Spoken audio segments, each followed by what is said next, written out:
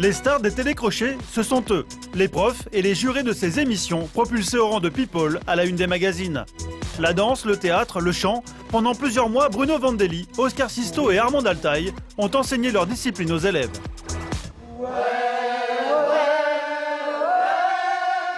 Du jour au lendemain, leurs cours ont été suivis par des millions de téléspectateurs. Cette notoriété soudaine, certains ont su la faire fructifier. Excusez-moi de travailler, excusez-moi d'être célèbre, excusez-moi de faire mon travail le plus honnêtement possible. Donc ce que les autres peuvent dire, je m'en tape. Pourtant, passer de l'ombre à la lumière n'est pas sans conséquences. Et au jeu de la médiatisation, certains ont bien failli se brûler les ailes. Je m'en sentais pas le cran, parce que pour moi ça a été vraiment violent, ça a été une année assez violente. Alors, de quelle manière ces professeurs ont-ils été choisis? Comment ont-ils vécu leur passage dans ces émissions très exposées que sont devenus aujourd'hui les jurés des télécrochets? Paris, une galerie d'art contemporain très branchée. Le fameux portrait. Au mur, des tableaux de Sylvie Vartan, Marlène Dietrich ou Amélie Nothomb. Des grands noms du XXe siècle et parmi elles le portrait d'Armand Altaï. Je suis immortalisée. Il y en a qui ne se déplacent que pour elle. J'ai exprès pour le portrait d'Armand. On en avait parlé, je voulais absolument le voir. Pas de doute, aujourd'hui Armand Altaï est une célébrité. Et malgré plus de 40 ans de carrière, sa notoriété, elle la doit à ça. Alors, à mon avis, il y a bien sûr des problèmes de diction. Pendant 3 saisons, elle a été la prof de chant de la Star Academy. Un vrai carton dès la première diffusion. C'était le tout premier télécrochet et tout le monde veut être chanteur. Tout le monde rêve d'être chanteur, secrètement ou moins secrètement. Je passe mon temps à voir des gens qui m'arrêtent dans la rue, des avocats, des architectes, des marchands, n'importe qui. Oh, moi, vous savez, je voulais être chanteur. Est-ce que vous pensez que je peux être chanteur encore? Ils veulent tous être chanteurs. Ils ont tapé pile. Une émission de télé-réalité très populaire et très éloignée du vrai monde d'Armande. Son univers à elle, c'est plutôt ça. Nous sommes dans les années 80. Armande est une chanteuse reconnue dans le monde underground, actrice et modèle à 16 heures, une haute figure des nuits parisiennes. Jérôme, son coiffeur et meilleur ami, l'a connue à cette époque plutôt rock'n'roll. Elle était un peu plus rock. Le gothique n'existait pas à l'époque. Non. C'était rock simplement. Oui, on disait même pas baroque. Hein. C'était psychédélique. Elle a toujours été décalée, ça c'est sûr. Toujours hors norme, toujours somptueuse pour moi, mais voilà. Toutes les personnes que je rencontre habillées normalement, je les trouve toutes très, très déséquilibrées, un peu folles. Et moi, je me trouve extrêmement normale. La normalité façon Armande. Alors pourquoi les producteurs sont-ils venus chercher cette rousse un peu déjantée à 10 000 lieues de cette émission grand public? Le chant, cela fait plus de 30 ans qu'Armand Altaï l'enseigne, loin des caméras. Son cours est très prisé. Patricia Cass, Étienne Dao ou Liane Folly notamment ont tout appris avec elle. Ceux qui ont réussi ne sont pas les plus doués, mais les plus acharnés, pugnaces. Ils sont devenus célèbres. Bouge encore, hein. Ce qui a fait la renommée de cette prof de chant, ce sont ses leçons de diction peu communes. Et on va faire la cocotte kiki. La cocotte kiki. Rapide, la langue sur le palais. La cocotte kiki. Cet après-midi, autour d'elle, ils sont 7 apprentis chanteurs. J'ai découvert Armande par l'intermédiaire de la Star Academy. Le personnage m'a intriguée et m'a donné envie. Voilà, je pense qu'il n'y a rien qui se rapproche ou qui se compare au cours de chant avec Armande. Les fesses serrées aussi. Une professionnelle, c'est ce que recherche l'émission de télécrochet. Un professeur haut niveau, capable de transformer des chanteurs de karaoké en chanteurs professionnels, ou presque. Pourtant, quand elle est contactée en 2001 pour faire l'émission, la production cherche d'emblée à gommer son style extravagant. Quand je suis arrivée à la Starac, on dit, vous savez, on a des stylistes, on a des coiffeurs, des maquilleurs. J'ai dit, non, personne ne me touche. Et ils ont dit, mais oui, mais c'est trop bizarre. Ils voulaient me standardiser, peut-être, j'en sais rien. Et c'est tout le contraire qui s'est passé. C'est parce que je suis restée ce que je suis, je pense, que les gens ont bien aimé, parce qu'ils ont toujours ces deux phrases un peu antagonistes où ils vous disent, qu'est-ce que vous êtes excentrique, mais qu'est-ce que vous êtes naturel. Pas question pour Armande de changer d'un iota pour rentrer dans le moule télévisuel. 3 années de suite, ses excentricités vont faire la joie des téléspectateurs.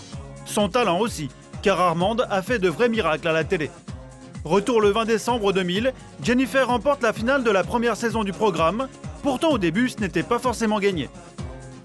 Elle chantait faux au début. En 2 mois et demi, 2 mois, 3 quarts, elle a fait des progrès énormes. Elle est devenue Jennifer. Les leçons d'Armande et des autres professeurs feront de Jennifer ce qu'elle est aujourd'hui. Chansons d'amour lancées sur les ondes pour faire tomber les murs du monde, des mots qui résonnent. Yeah, yeah, yeah. Mi-fée, mi-sorcière, Armande a un caractère bien trempé et ne comprend pas toujours le monde de la télévision. Si la victoire de Nolwenn en saison 2 fera l'unanimité, c'est la saison 3 qui fera débat et signera le départ d'Armande. En finale, Élodie Frégé affronte Sophia et Saïdi. Ce soir-là, pour Armande, le public va faire le mauvais choix. J'ai pas été d'accord. C'est-à-dire Je trouvais qu'il y avait quelque chose qui allait pas. Que Sophia méritait vraiment. Pour elle, Sophia méritait la victoire, et pourtant c'est Élodie qui va être élue. Elle dansait pas très bien, elle ressemblait à une grande godiche, mais elle était très jolie. Elle avait cette peau porcelaine comme ça, ce regard un peu triste et lointain. Elle avait quelque chose quand même. Alors, mais elle n'était pas tout à fait prête. Je pense qu'elle commence à se trouver maintenant, ces derniers temps. Chaque fois qu'il y en a un qui traîne, il fait perdre du temps à tous les autres. Vous êtes en retard, messieurs, c'est inadmissible. Le programme ne colle plus avec les attentes d'Armande, elle claque la porte de l'émission. Il y avait encore ces gens magnifiques, ces jeunes chanteurs extraordinaires, mais ça ne votait plus musical, ça votait parce qu'un tel a dit ça, machin. Donc ça m'intéresse pas. La télé n'aura pas réussi à domestiquer Armande. Pour elle, c'est la musique qui prime et pas le reste. Grâce à sa notoriété et l'argent gagné pendant l'émission, elle sort un nouvel album après 24 ans de silence. Mais Armande le sait, elle restera avant tout aux yeux du public, la célèbre prof de chant d'un télécrochet. Et cette notoriété soudaine, certains l'ont payé très cher. Nous sommes à Cannes, chez Bruno Vandelli. Son nom ne vous dit peut-être rien, et pourtant pendant des mois il fait le buzz sur Internet, bien malgré lui, avec cette phrase malheureuse. Quadricolore. Ah, c'est pas mal, parce qu'il y a 4 couleurs primaires. 4 couleurs primaires au lieu des 3 réglementaires, une erreur qui va lui coûter cher et le suivre pendant des années. Alors comment Bruno, le petit danseur de Cannes, s'est-il fait embarquer dans une telle aventure? Retour 6 ans en arrière. Là, ça nous intéresse vraiment pas. Qui c'est qui chante là? En 2004, Bruno Vandelli est recruté pour être juré dans l'émission Popstar. Son rôle, apprendre aux candidats à danser en un temps record. Comment ça va? Ça va? Aujourd'hui, Bruno et Alex, sa meilleure amie, revoient les images de l'émission pour la première fois. Tu reconnais les positions de main? Ah bah tout. Tout ce qu'il fait. Ça, je fais plus ça. À la fin du programme, le jury doit choisir 2 filles et 2 garçons pour former un groupe. Reste à lui trouver un nom. Bruno propose à Valérie Zetoun, un autre membre du jury, une idée qu'il trouve brillante. Quadricolore. Ah, c'est pas mal, parce qu'il y a 4 couleurs primaires. C'était une connerie que j'avais préparée en fait, parce que pour moi, tu avais l'italo, tu avais le mec, le blond, tu avais toutes les couleurs dans le groupe. Ouais. Effectivement, les gens ont cru que je savais pas qu'il y avait 3 couleurs primaires. Quadricolore. Une erreur ou une blague, cette séquence en tout cas va faire de lui la risée du programme. En boucle dans les médias, la bourde de Bruno le poursuit encore aujourd'hui. Quadricolore. C'est pas mal, ça. C'est joli, ça. C'est le premier à qui je le dis. C'était 3 minutes dans un programme qui a été filmé 6 mois, et j'avais envie qu'on retienne peut-être un peu plus le travail chorégraphique et le travail, l'implication de la personne, plutôt qu'une bêtise comme ça. Ah ouais, moi ça m'énervait, hein. Parce que même les gens, tu danses avec qui? Bah Bruno. Ah ouais, Quadricolore. Et voilà. C'était leur premier truc. Une gaffe qui ternit son image. Car avant de participer à l'émission, Bruno est un danseur reconnu. Une vocation qui commence dès l'enfance, sous l'impulsion d'une mère professeure de danse. Elle m'a laissé démarrer, parce qu'à l'époque, j'étais dans le sac à dos et qu'elle partait donner ses cours ou ses répétitions avec moi. Bruno a pris la relève de sa maman, et même si à 75 ans elle ne danse plus, elle n'est jamais très loin de sa progéniture. Il a toujours voulu danser, il dansait partout, il y avait que ça qui comptait. Il a un don pour ça, je ne peux pas dire mieux, il a un don. Aujourd'hui, Bruno a même réalisé son rêve. À la suite de son passage dans Popstar, il a ouvert sa propre école de danse. Alors je vous présente mon associée, Cathy, qui est aussi ma partenaire, en fait, qui est une amie de 30 ans, on va dire. Pratiquement. Dans l'émission, Bruno a imposé sa marque de fabrique. Un style très contemporain que ses élèves viennent aujourd'hui chercher dans ses cours. Contrôle tes arrivées, contrôle. Danseur puis chorégraphe, Bruno se fait très vite un nom dans le milieu de la danse. Et c'est cette reconnaissance qui séduit le producteur de l'émission. À l'époque, ses amis ne sont pas surpris par ce choix. Pour arriver à faire un cours avec lui, déjà il y a 15 ans, c'était fallait arriver 1 heure à l'avance, fallait se battre dans les queues devant les salles. Si on regarde au niveau national, qu'est-ce qu'on a? On a Kamel Wally, on a Miafai, on a la compagnie de Reda qui était connue, mais après il y a Bruno Vandelli, je dirais, il n'y en a pas 50. Bruno ne fera qu'une seule saison de Popstar, mais l'épisode Quadricolore a marqué les esprits. Sa notoriété lui laisse un petit goût amer. Côté télé, médias, on t'arrête, autographe, ceci, t'as envie de leur dire, mais attendez, voilà, on n'est pas fait pour ça, quoi. Enfin, moi, j'étais pas du tout préparé à ça. Parce que pour moi, ça a été vraiment violent, ça a été une année assez violente. Pour d'autres anciens jurés de télécrochet, en revanche, la médiatisation a été un jackpot. Souvenez-vous, il y a 5 ans, une chanson rendait hommage à un professeur pas comme les autres. Demain, il va quitter sa chère école. Autour de Grégory Le Marchal, les élèves saluaient le départ d'Oscar Sisto, leur prof de théâtre. Adieu, monsieur le professeur, on ne vous oubliera jamais. 3 ans de suite, Oscar a enseigné l'art dramatique aux élèves de la Star Academy. Aujourd'hui, il est encore considéré comme le prof de la télé, une image qu'il assume totalement. La télévision a donné un coup de pouce, un sacré coup de pouce. Donc j'avais, un peu comme tous les intellos, si j'ose dire, encore un petit peu, une sorte d'allergie à la télévision, tout ça. En fait, j'ai appris à aimer cet outil. Les gens me reconnaissent, mais ça lutte des années plus tard, après la Starac. Les gens me disent, vous allez ce soir au château? 5 ans, ça fait. Et depuis 5 ans, depuis son départ de la Starac, la vie de cet Argentin passionné de théâtre a basculé totalement. Sa première réussite, le succès de l'école d'art dramatique qu'il a créée à Paris. Tout de suite! Non, trop tard. Eh bien, c'est trop tard. Merci, au revoir. Autoritaire, haut en couleur, Oscar forme aujourd'hui les futurs comédiens avec les mêmes méthodes qui ont fait son succès dans l'émission. Et l'acteur français, j'ai dit oui, mais je n'étais pas prêt. Moi, mon nombril. Ce qu'il a fait à la Starac, je trouve que c'était vraiment du théâtre, enfin une initiation au théâtre. Il n'a pas fait du théâtre adapté à la télé-réalité. Il a fait du théâtre.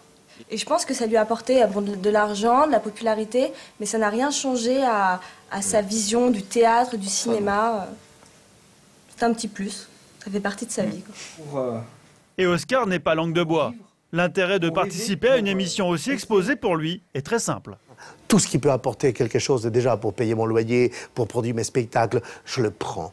Qui va me juger? Je ne suis pas milliardaire, donc il fallait que je me fasse tout seul. Donc attendez, excusez-moi de travailler, excusez-moi d'être célèbre, excusez-moi de faire mon travail le plus honnêtement possible. Donc ce que les autres peuvent dire, je m'en tape. Pourtant, tout ne fut pas si facile pour Oscar. Ses débuts à la télévision n'ont pas fait l'unanimité. Le premier cours, je fais mon cours, pour moi il était magistral. Et j'étais tout fier comme un enfant qui va dire à sa maman Alexia Laroche-Joubert, alors, elle me dit, catastrophe. Waouh. Donc c'était très dur. Pas assez télégénique, Oscar Sisto comprend la leçon et fait appel à son imagination pour rendre ses cours un peu plus délirants. Très vite, cela va devenir sa marque de fabrique.